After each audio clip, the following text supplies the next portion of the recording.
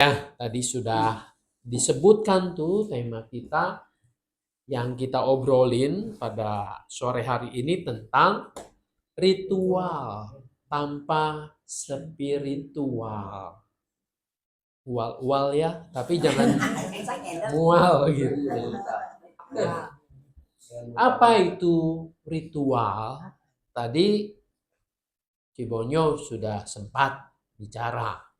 Tadi apa? Kebiasaan apa? Kebiasaan ya berdoa sih, cuman ngadain bibi sendiri aja ya Pak ya kalau berdoa ya. Kebiasaan berdoa, apalagi itu tentang ritual. Ya. Ritual ini dari kata ritus. Kalau dikaitkan dengan ibadah, berarti suasana, situasi, atau pada saat kita melakukan ibadah. Ibadah yang dimaksudkan adalah acara seperti kebaktian, lalu tadi ya mungkin doa, saat teduh. Itu seringkali orang menyebutnya sedang melakukan ritual dan seringkali dikaitkan dengan ibadah, ritual ibadah. Kelihatan ada pujian, ada doa, ada penyembahan. Manusia melakukan sesuatu memohon kepada yang kuasa, Tuhan. Nah, itu ritual ya, praktek ibadah. Nah, ada nggak nih praktek ibadah? Lalu tema kita tanpa spiritual. Apa itu spiritual? Spiritual kan dari kata dasarnya spirit, roh. Jadi artinya tanpa menjiwai hakikat dari ibadah itu sendiri.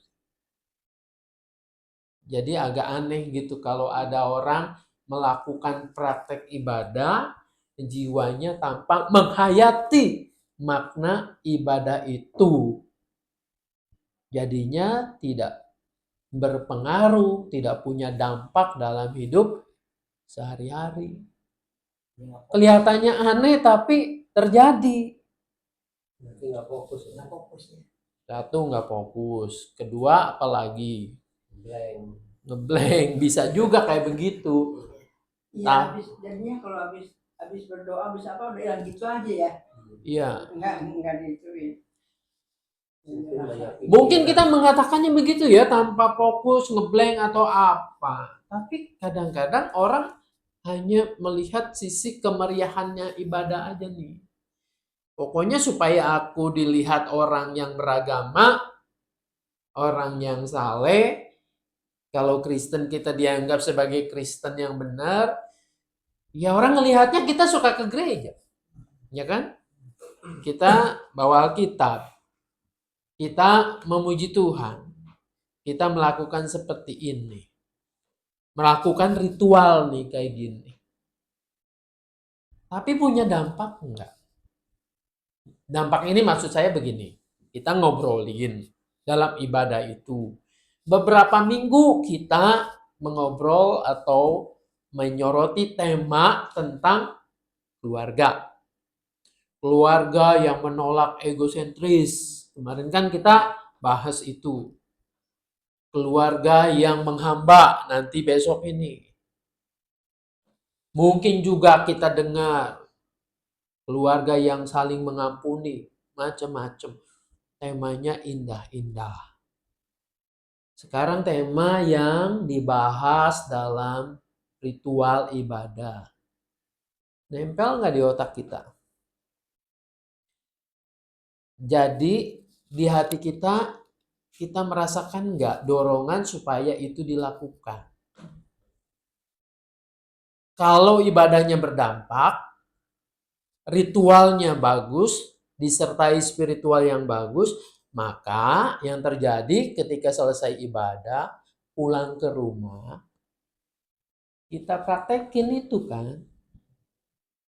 Kita tidak jadi lagi orang yang egois. Bukan orang yang egosentris, segala-galanya aku. Segala-galanya saya yang harus didulukan. Ketika kita belajar nih, ibadah di gereja temanya tentang pengampunan. Harusnya yang terjadi di rumah itu, ya kita mengampuni betapapun mungkin menyakitkan hati kita. Jadi ada korelasi atau ada hubungannya ritual yang dilakukan di gereja dengan praktek kehidupan. Itu namanya ritual yang disertai spiritualitas yang benar. Penghayatan penjiwaan yang dipraktekkan dalam hidup sehari-hari. Tapi kan kenyataannya kebanyakan kita nggak begitu. Kita dengar ritual ibadah kita, khotbahnya, pengajaran misalnya mengajarkan tentang pengampunan, tentang mengasihi, tentang mengutamakan yang lain, belum juga pulang. Ketemu dengan orang yang nyebelin. Terus hati kita dongkol. Bicara wadah ya Pak. Kita jadi jengkel, emosi, boro-boro menyapa. Kita kalau bisa sih menghindarlah, buang muka gitu. Nah itu namanya ritual tanpa spiritualitas yang benar. Tuhan suka nggak kayak gitu? Tidak. Tidak ya. Firman Tuhan hari ini juga mengajarkan tentang itu, bahwa Tuhan tidak suka kayak gitu. Coba kita buka dalam perjanjian lama. Amos pasal 5. Si Amos sudah nggak tinggal di sini ya. Amos pasalnya yang kelima. Di dalam perjanjian lama. Amos ya. Ya, kita saling menolong. Pasal berapa Pak? Pasal Pasal 5. 5. 920. 920 benar. Di Alkitab saya 922. Ya. Amos pasalnya yang kelima ayatnya 21 tuh. Kita perhatikan nih ayat ini ya. Amos 5 ayat 21. Sudah ketemu? Nah, giliran kita nih melihatnya, kita plototin nih ayat ini ya. Jadi Amos 5 ayat 21 begini ya. Aku membenci, aku menghina perayaanmu, dan aku tidak menyukai perkumpulan rayamu. Meskipun kamu mempersembahkan kepadaku korban-korban bakaran dan korban-korban sajianmu, aku tidak suka. Dan kurban keselamatanmu berupa ternak yang tambun tidak akan kupandang. Jauhkanlah dariku keramaian nyanyian-nyanyianmu, lagu gambusmu tidak akan kudengar. Tetapi hendaklah keadilan bergulung-gulung seperti air dan kebenaran seperti sungai yang selalu mengalir. Apakah kamu mempersembahkan kepadaku kurban sembelihan dan kurban sajian selama 40 tahun di padang gurun itu, hai kaum Israel? Kamu akan mengangkut dewa Sakut rajamu dan kewan dewa bintangmu, patung-patungmu yang telah kamu buat bagimu itu, dan aku akan membawa kamu ke pembuangan jauh ke seberang Damsyik. Firman Tuhan Allah semesta alam namanya. Sampai di sana. Ternyata ada nih dalam Alkitab bahwa ritual, yaitu peribadahan yang disertai nyanyian gambus gitu. Lalu korban-korban bakaran. Dikatakan ternaknya yang tambun, yang gemuk. Tambun itu gemuk. Ternyata Tuhan tidak mau pandang. Tuhan tidak suka. Kenapa pertanyaannya? Ya. Kenapa ibadah yang meriah, yang dilakukan dengan tari-tarian, dilakukan disertai dengan korban-korban yang melimpah itu, Tuhan tidak mau pandang? Ini antara lain sehubungan dengan tema kita itu, bahwa mereka punya ritual ibadah, punya hari-hari tertentu untuk merayakan ibadah, punya kebiasaan-kebiasaan yang diatur menurut Taurat. Aturannya ada tuh kalau kita baca dalam kitab Imamat, ternak yang boleh untuk dipersembahkan, yang seperti apa, makanya disebut yang tambun itu. Ibadah-ibadah itu terus dipelihara. Aturannya sangat khusus, sangat lengkap sekali. Mereka melakukan itu. Tetapi ini ditolak oleh Tuhan. Karena di dalamnya tidak ada spiritualitas yang baik. Mereka beribadah. Tapi ibadah itu mau memisahkan, ini loh kalau aku datang kepada Tuhan, Tuhan aku memberikan persembahan, lihat aku ini beribadah, memelihara hari-hari ibadah. Itu tidak dilanggar, tepat. Tetapi itu semua supaya kelihatan menjadi bangsa yang saleh, menjadi orang-orang yang berbakti kepada Tuhan. Dan lebih lagi supaya Tuhan memberikan berkat, menurunkan anugerah berkatnya itu berupa macam-macam, misalnya hasil pertanian yang bagus, ternak yang baik. Ya mereka melakukan itu supaya makmur. Tapi kehidupannya tidak sesuai dengan apa yang Tuhan mau, yang Tuhan inginkan. Ada banyak kritik yang disampaikan oleh Amos ini kepada bangsa Israel ini, ya. Jadi peringatan-peringatan ini disampaikan oleh karena bangsa Israel waktu itu memisahkan ritual dengan spiritual. Spiritualitas. Spiritual bukan berarti kita disebut orang spiritual lalu manggil orang-orang yang pandai ya bisa melakukan ini. Bukan itu artinya. Tapi spiritual yang menjiwai makna ibadah itu. Pasal 5 juga diingatkan gitu ya. Misalnya ayat 7. Ayat 7. Amos 5 ayat 7. Hai kamu yang mengubah keadilan menjadi racun pahit dan yang mengempaskan kebenaran ke tanah. Lalu dia yang telah membuat bintang kartika dan bintang belantika, mengubah kekelaman menjadi pagi. Ya, ini mengenai Tuhannya gitu. Tapi mereka melakukan hal-hal yang keji di hadapan Tuhan. Ini pasal 5 nongol di ayat 7 nih, salah satu contohnya. Belum lagi nanti kalau kita lihat ya, di pasal-pasal sebelumnya ini juga luar biasa kejahatan bangsa Israel atau bangsa Yehuda pada saat itu. Ya, misalnya kalau kita baca nih, ada hukuman atas Yehuda dan hukuman atas Israel. Di pasal 2. Pasal 2 ayatnya yang keempat, lalu itu hukuman atas Yehuda. Kenapa dihukum demikian ya? Karena 3 perbuatan jahat Yehuda, bahkan 4, aku tidak akan menarik kembali keputusanku. Karena mereka menolak hukum Tuhan dan tidak berpegang pada ketetapan-ketetapannya.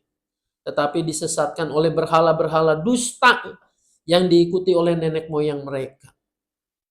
Jadi mereka membelakangi perintah Tuhan. Ayat 6, hukuman atas Israel itu. Ada 3 perbuatan jahat atau 4 dikatakan. Aku tidak menarik lagi keputusanku. Apa yang dilakukan oleh bangsa itu? Mereka menjual orang benar karena apa? Uang. Karena uang. Dan orang miskin karena sepasang kasut. Mereka menginjak-injak kepala orang lemah ke dalam debu dan menyingkirkan orang sengsara dari jalan keadilan. Bayangkan nih selanjutnya. Anak dan ayah pergi kemana? Menghampiri seorang perempuan muda sehingga melanggar kekudusan namaku. Bayangkan zaman dulu ini ya. Perempuan muda oleh ayah dan anak. Menghampiri ini artinya apa? Ya, Ini lah, bukan nyamperin doang gitu ya. Tapi ada hal-hal yang tidak senonoh yang dilakukan oleh mereka ini ya. Lalu mereka merebahkan diri di samping setiap mezbah, di atas pakaian gadai orang, dan minum anggur orang-orang yang kena denda di rumah Allah mereka. Bayangin, di rumah Allah mabuk-mabukan. Beli araknya, beli itunya dari mana? Dari gadaian orang-orang miskin. Orang-orang miskin ini diperas, diberikan atau dibelikan untuk mabok-mabokan. Mabok-mabokannya di mana? Di rumah Tuhan. Ini terjadi. Padahal tadi dikatakan mereka beribadah dengan tari-tarian, dengan korban sembelihan ternak tambun. Ini semua buat apa artinya ya? Ini suatu yang ekstrim terjadi, digambarkan. Sehingga Tuhan yang menolak. Ngapain kamu beribadah kepadaku kayak begini? Tapi kamu sendiri kelakuanmu itu. cuman buat senang-senang dia ya Pak ya. Kelakuannya kayak apa kan? Bukan hanya nyebelin ya. Sesuatu yang rasanya bertentangan dengan kehendak Tuhan. Maka ibadah yang seperti ini jelas ditolak oleh Tuhan. Nah ini kan pelajaran dulu ya. Buat kita belajar supaya jangan mengulangi perbuatan yang sama. Yaitu kalau ibadah harusnya apa yang dilakukan di tempat ibadah. Ritual yang kita lakukan di gereja. Kita dengar nih ada potum, salam, ada kata pembuka, ada pemberitaan firman. Ya ini semua harus berkaitan dengan kita hidup. Ya. Ibadah kita dilakukan dengan potum, salam. Potum artinya apa? Ya, pengakuan bahwa Tuhan yang menolong kita. Maka disebutnya atau kalimatnya pertolongan kita adalah di dalam nama Tuhan yang menjadikan langit dan bumi. Nah, ini tuh harusnya terjadi bukan hanya di gereja. Kalau orang ritual disertai dengan spiritualitas yang baik, yang benar, artinya bahwa dia akan menghayati apa yang dilakukan di gereja, di tempat ritual, akan dibawa juga dalam hidup sehari-hari. Di rumah, di jalan, di pekerjaan. Maka kalau kita mau melakukan tadi potum dulu ya, di gereja diajari potum. Jadi ketika kita akan melakukan pekerjaan, kita juga harus dalam hati kita minimal, kita harus mengatakan apa? Pertolonganku datangnya dari Tuhan yang menjadikan langit dan bumi. Ya, saya seringkali mengingatkan teman-teman kita yang muslim ini seringkali melakukan itu. Selalu mereka mengatakan Bismillahirrohmanirrohim. Artinya dalam nama Allah pengasih penyayang. Mestinya orang Kristen harusnya juga begitu ketika melakukan segala sesuatu pekerjaan. Kalau kita melakukannya dengan baik, ya, pertolonganku dari Tuhan. Kira-kira kalau mau melakukan salah, kita pakai potum nggak? Kita nih mau nyolong di pasar pecah kulit misalnya ya. Ini ekstrim aja gambarannya. Terus kita mau jalan. Kita potum dulu. Pertolonganku adalah dari Tuhan yang menjadikan langit dan bumi.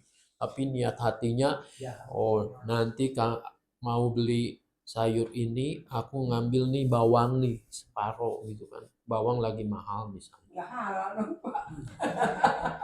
Artinya kan bertentangan ya dengan potum kita kan. Nah, potum itu jadi tidak berarti kalau kita melakukan sesuatu yang keliru, yang jahat, yang tidak dikehendaki oleh Tuhan. Tapi kalau orang yang baik, yang spiritualitasnya baik, maka di gereja dia potum, dia akan melakukan segala sesuatu. Pertolonganku adalah dari Tuhan. Dia pergi ke pasar, dia yakin Tuhan akan menjaganya, menyertainya. Sekarang kalau kita mau nih kok Abun nih misalnya nih, mau selingkuh, pakai potum nggak?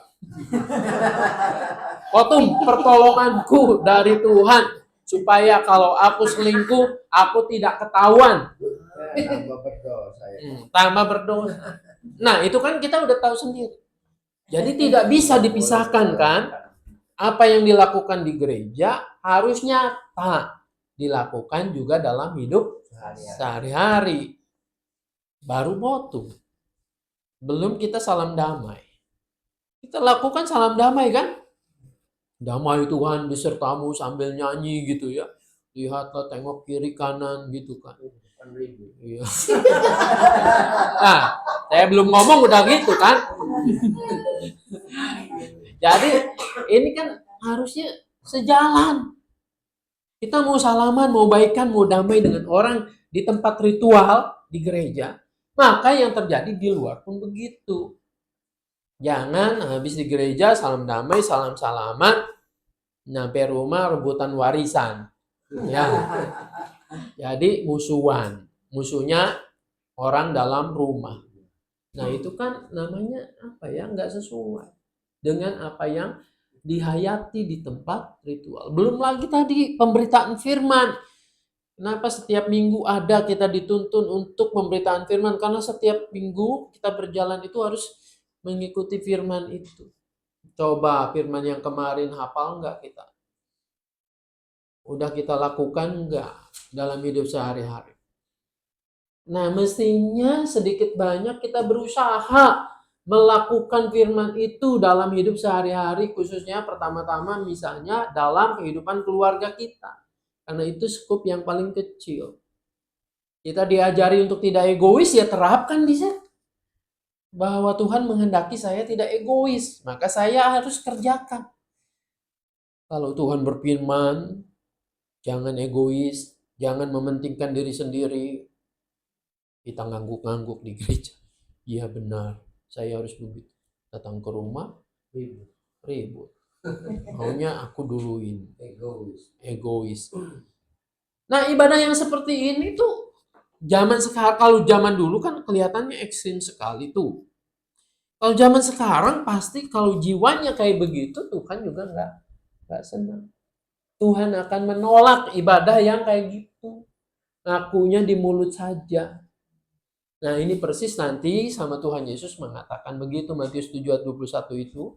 Dia katakan, bukan orang yang berseru-seru Tuhan, Tuhan yang akan masuk dalam kerajaan surga, tapi dia yang melakukan kehendak Bapakku. Nah, maka kita harus sadar, ibadah ritual bukan hanya ngomong doang, bukan hanya mulut kita saja, tetapi harus seluruh tubuh kita, otak kita, pikiran kita, hati jiwa kita, ucapan kita, tingkah laku kita, ya harus sejalan. Itu namanya spiritualitas yang baik.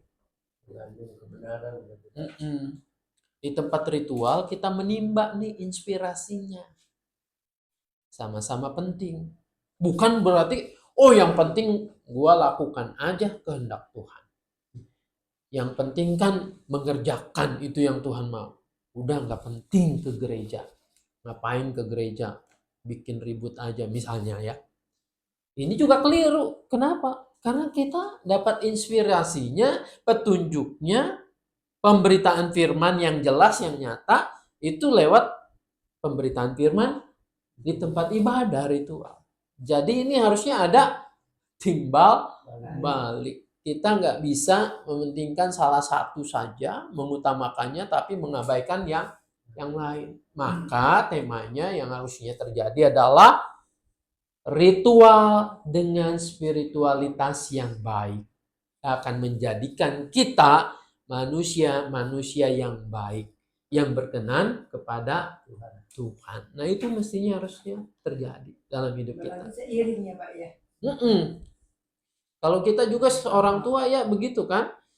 Sebab orang tua mana yang ngajarin anak harus baik-baik, di depan kita baik-baik.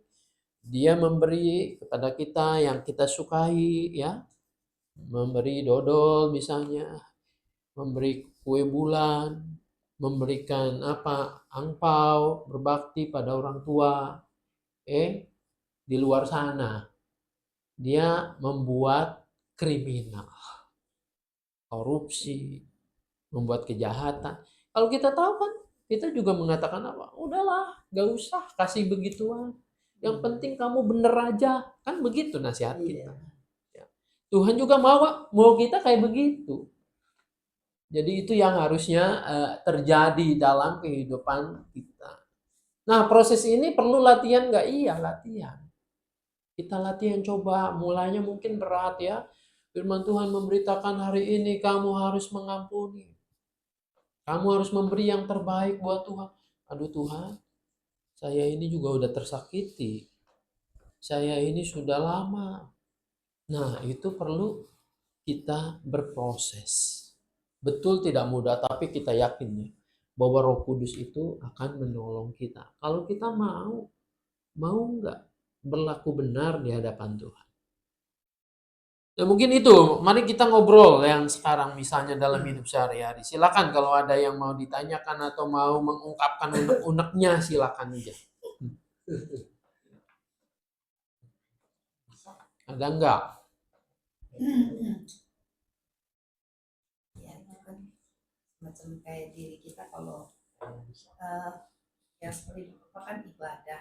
Berarti kan ibadah itu nggak selalu hanya ibadah di dalam kita kebaktian umum kan ya Pak, tapi juga merupakan sehari-hari kita tuh ibadah juga loh menurut saya sih Pak ya. Maksudnya apa yang kita lakukan, apa dari mulai pikiran, mulut, ketika laku kita memang harusnya sejalan gitu kan dengan juga apa yang udah Tuhan berikan lewat firman-Nya atau yang kita bisa yakini bahwa lewat yang kita baca, kita dengarkan dari khotbah itu bisa jadi suatu kayak semacam untuk kita bawa diri kita kita lakukan gitu. Memang sih kadang-kadang istilahnya bagi manusia kan namanya manusia, namanya juga manusia gak jauh dari dosa ya gitu kan, gitu biasanya seperti itu. Tapi kadang-kadang yang saya secara pribadi saya akuin pada dasarnya kalau kita mengatasnamakan akaran manusia itu saya pribadi saya itu juga nggak benar juga sih ya gitu. Kalau kita mau ya memang nggak mudah, pasti jatuh bangun. Siapa sih ya diri kita ini nggak selalu pasti ada gagal. Tapi di dalam kegagalan nggak selalu kita udahlah kita nggak coba terus menerus gitu melakukannya. Kalau kita nggak pernah untuk mencoba terus dan berjuang terus untuk lakukan, maka saya bilang itu nggak akan bisa maju. Malah kita makin mundur, semakin mundur. Jadi kita merasakan rasanya kayak spiritual itu jiwa kita menjiwai, malah kita kayak nggak ada. Jadi kayak gitu tuh. Jadi ritual tanpa spiritual. Jadi datang aja tanpa rasain kepekaan kita pada Tuhan gitu. Bisa jadi ya. Ya, ada hal yang menarik ini yang disampaikan oleh Cencen. Yang pertama itu ibadah ya, kata ibadah. Ibadah betul, ibadah itu bukan hanya dipilah aja. Yang namanya ibadah ya kalau kita ke gereja udah ibadah. Lalu hidup kita bukan. Nah itu salah juga. Paulus mengatakan dalam Roma 12 itu, hidupmu itu ibadahmu yang sejati, persembahanmu yang sejati. Jadi keseluruhan hidup kita itu merupakan ibadah kita kepada Tuhan. Ibadah dari kata abodah, abdi gitu ya. Ya kita mengabdi kepada Tuhan bukan hanya supaya ketika kita kelihatan dalam ritual ibadah yang ada di rumah Tuhan. Bukan hanya itu, tetapi keseluruhan. Jadi jangan sampai seperti yang tadi saya katakan itu juga, bahwa ya udah di luar aja nggak usah ke gereja gitu. Itu juga salah. Kenapa? Karena inspirasi firman Tuhan diberitakan ya di gereja. Kita tahu ajaran yang sehat, yang benar gitu kan, dalam hubungan kita dalam ibadah ritual itu. Maka ini harus di follow up. Ya ibarat ini teori, kita prakteknya dalam hidup sehari-hari. Kehidupan yang tanpa dipraktekkan juga ya teori tanpa dipraktekkan ya namanya ngomong doang. Ya seperti itu ya. Nah lalu berat enggak? Ya berat tidaknya itu kan tergantung dari posisi kita memandangnya. Kalau kita melihat atau dengan iman kita yakini Tuhan Yesus sudah menebus saya, sudah melahirkan kembali saya manusia berdosa, akhirnya diampuni. Cinta Tuhan itu luar biasa. Maka apa yang kita lakukan itu bukan hal yang berat.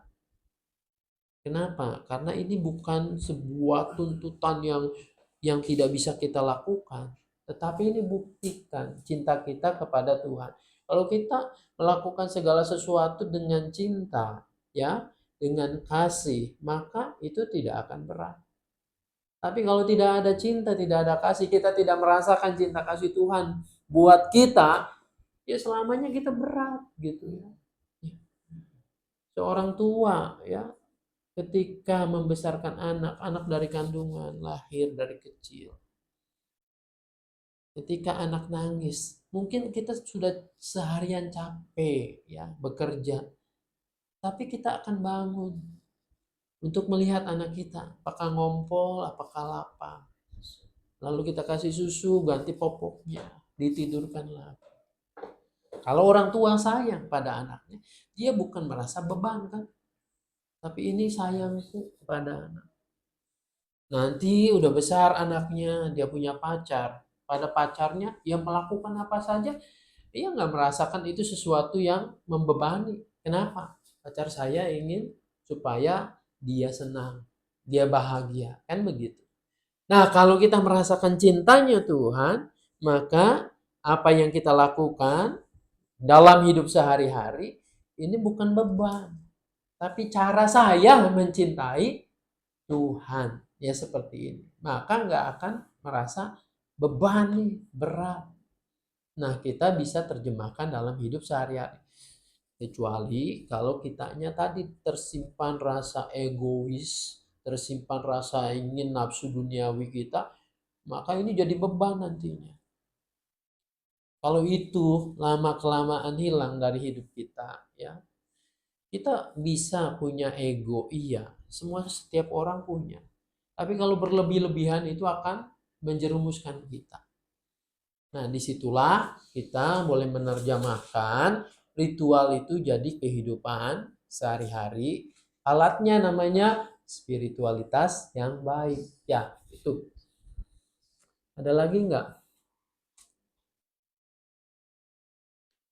Gimana bengong aja?